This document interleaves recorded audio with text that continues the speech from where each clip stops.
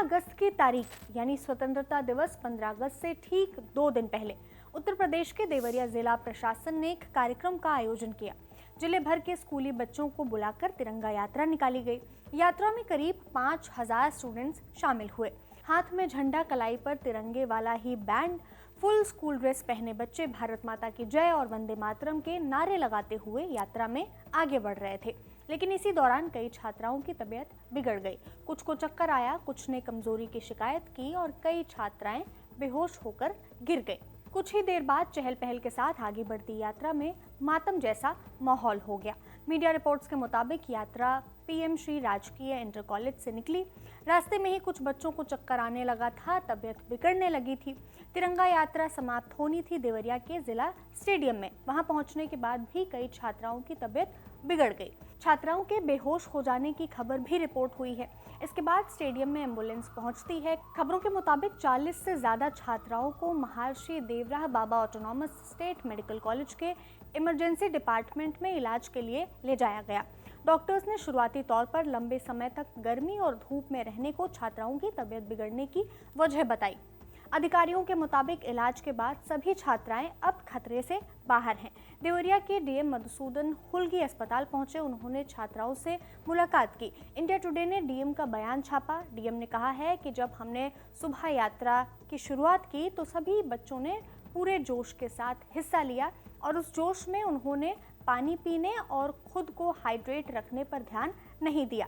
लेकिन इसके लिए मैं बच्चों को दोष नहीं दूंगा। आज बहुत गर्मी थी, इसी वजह से ऐसी स्थिति बनी। देवरिया के chief development officer Rajesh Kumar Singh ने भी तबीयत बिगड़ने की यही वजह बताई है और कहा है कि पैनिक करने की जरूरत नहीं है। जिन छात्राओं की तबीयत बिगड़ी उसमें कस्तूरबा गांधी बालिका इंटर कॉलेज की भी स्टूडेंट्स शामिल थीं। कॉलेज के प्रभारी प्रिंसिपल शांति राय ने भारत समाचार से बातचीत में साफ कहा कि यात्रा के दौरान व्यवस्था में कमी देखने को मिली। जगह जगह पानी और रिफ्रेशमेंट की जो व्यवस्था होनी चाहिए थी वो नहीं थी, जिसकी उम्मीद हमने की थी। बच्चों को कैप भी नहीं दिया गया था।